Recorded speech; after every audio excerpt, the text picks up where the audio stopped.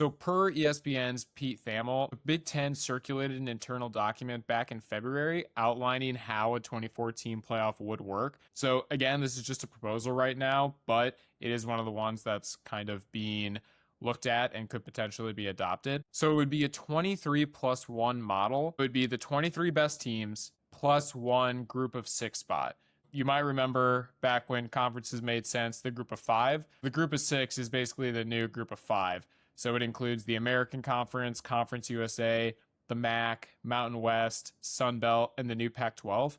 So those would be the group of 6 that could potentially qualify in that one spot remaining, unless one of them was just in the top 23 in general. They would just make it automatically as a top 23 team. So with that though, there would be no automatic qualifiers. So right now, if you're a top 5 ranked champion of your conference, you automatically qualify for the playoff. Under this, with no conference championship games, there would be no auto qualifiers, so that would kind of go out the window. The top 8 teams would receive bye weeks. Then the first rounds of the teams who would be playing would be 8 on-campus games. So kind of almost like how we have it now, just with more games. After those initial 8 are eliminated, the second round would also be 8 on-campus games. So what this actually allows for is all the top teams to have minimum 1 on-campus game in the playoff. One of the big critiques currently is that the top 4 seeds in the 12-team playoff don't have a home game.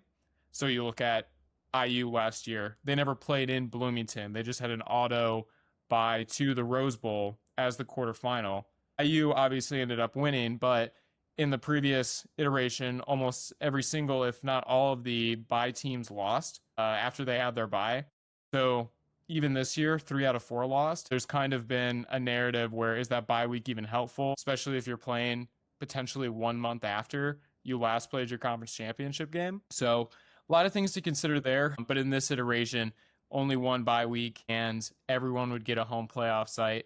So it's not maybe the 5 seed doesn't have an easier path than the 4 seed, kind of like we're seeing now. And then the quarterfinals, like normal, would fall on New Year's Eve and New Year's Day at bowl sites. So we'd still be doing the Rose Bowl as a top 8 game. Semifinals would be the week after, also at bowl sites, and then it would end mid-January at a neutral site for the national championship.